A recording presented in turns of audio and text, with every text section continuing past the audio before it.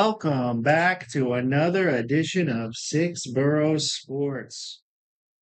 Today, we're talking college football with FSU, Florida, Miami, and FAU versus FIU all playing this weekend in what was pretty much a lightning delay weekend, but we'll get more into that.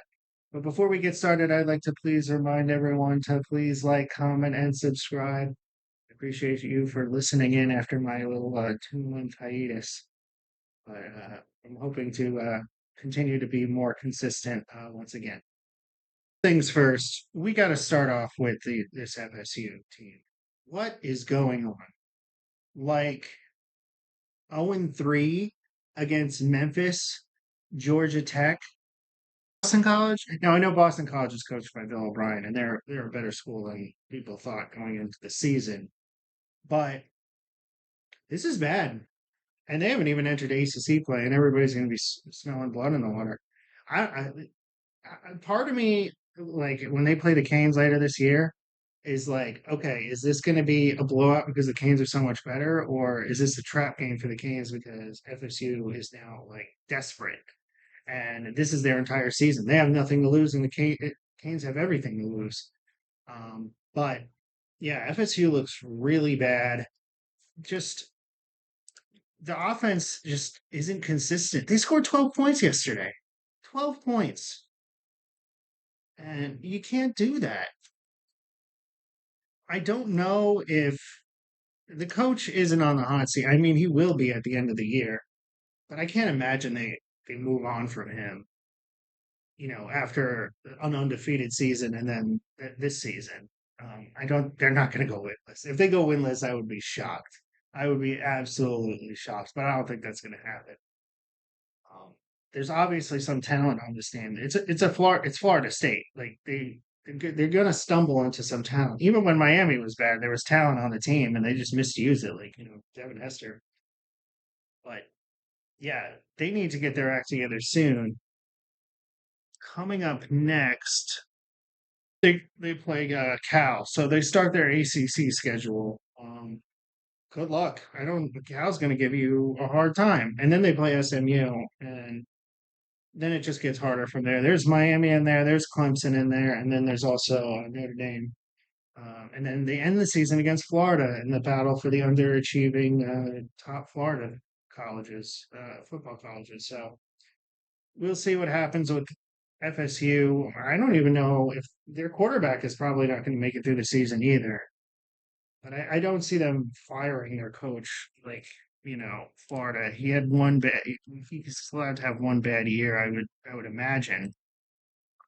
But Mike Norvell's got to get his act together if they want to be competitive for next year because they can't go into the next year like looking like completely useless because it'll just really damage your recruiting class. So they have to really show up and play well. I did really hate when Paul Farnbaum was like, "Oh, look, I was right about FSU." I was like, "This is a completely different team. Like from year to year, every team is completely different." So I don't want to hear that.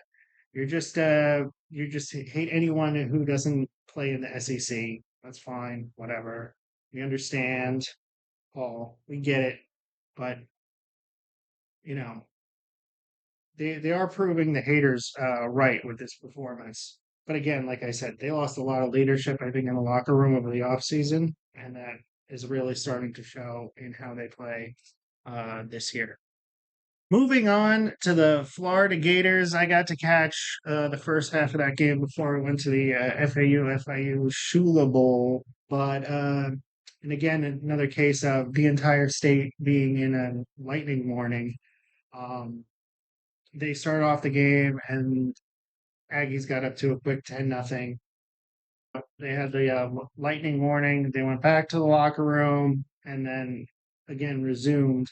Florida started off with Mertz and then switched into Lagway, which was a lot of Florida fans are excited about to see the new recruit get a fresh face. This was how they were playing. Didn't help much. They still lost a 33-20, but it's going to take time to develop. So there's some reason to remain optimistic, but I mean, Billy Napier is probably not making it through this season. Um, it, it will be interesting. I do want to watch FSU versus Florida at the end there. We'll see how many people actually play because that game really doesn't matter. I don't, that game they're not even probably playing for a bowl unless like the Gators go on a tear or something. But I don't see that happening. Um, but yeah, Billy Napier, unlike Norvell, I see Billy Napier not making it through this season. Norvell, I think it's like a mulligan because he had that undefeated season.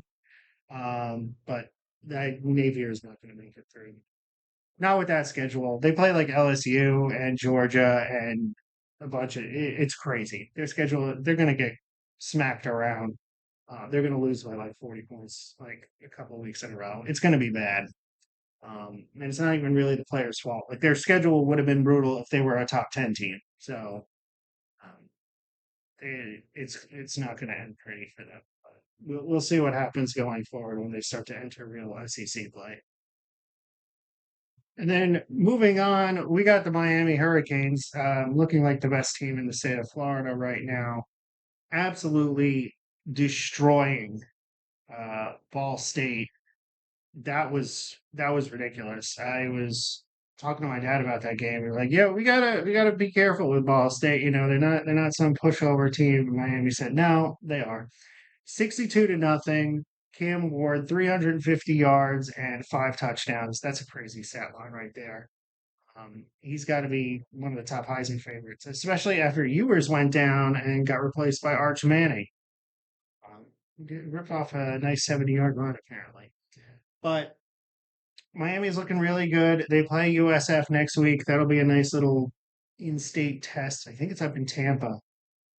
But the real test comes the week after against Virginia Tech. They have to prove that they can win the ACC.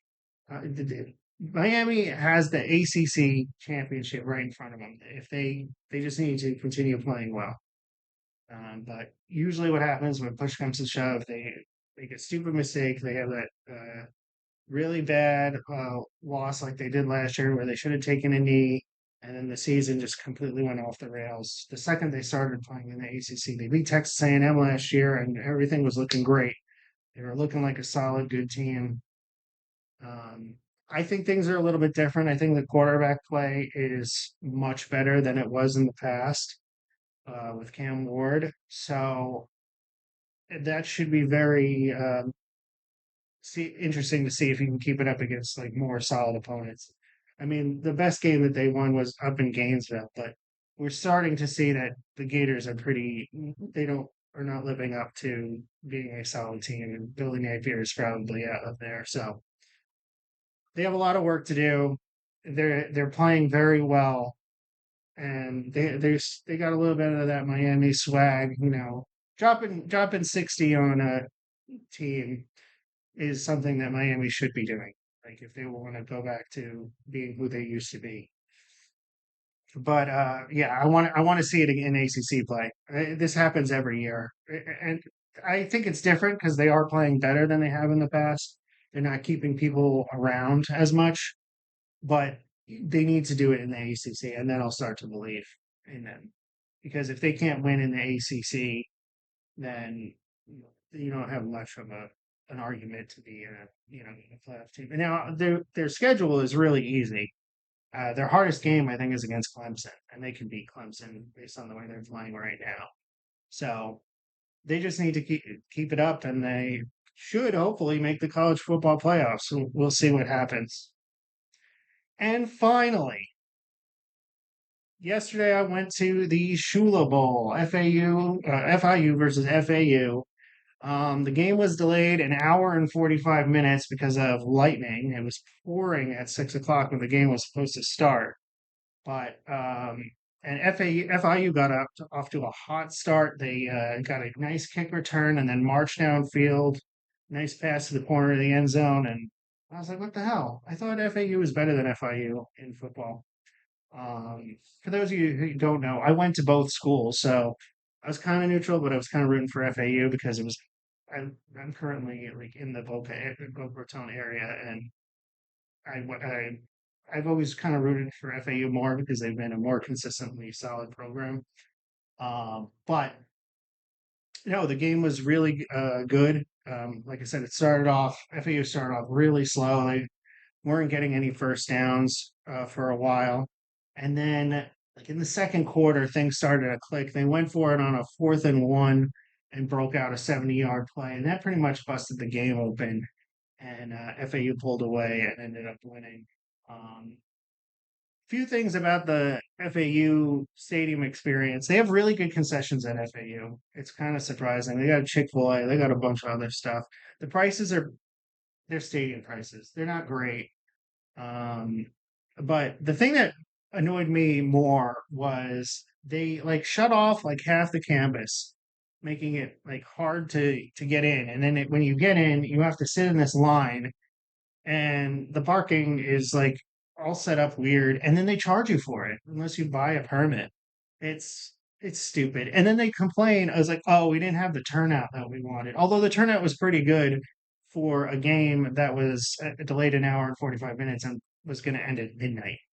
Um, we had to leave early because a friend of mine was living. He was went to FIU and he lives in Miami, and it was like 10 o'clock. It was like 10:30, and it was at halftime. Like it was a late game, so we headed out early, and we were also like drenched because of all the rain. But it was still a good game. FAU Stadium is still pretty nice. I just wish they didn't charge parking. I think that's really dumb. They should go to try to fill the stadium and get people to buy concessions, you know. But that is what it is. But that's it for this week. It's good to be back. We're gonna try to be more consistent. I'm not gonna say try. I am gonna be more consistent. But I'd like to remind everyone to please like, comment, and subscribe. And we'll see you at the next video. Thank you so much.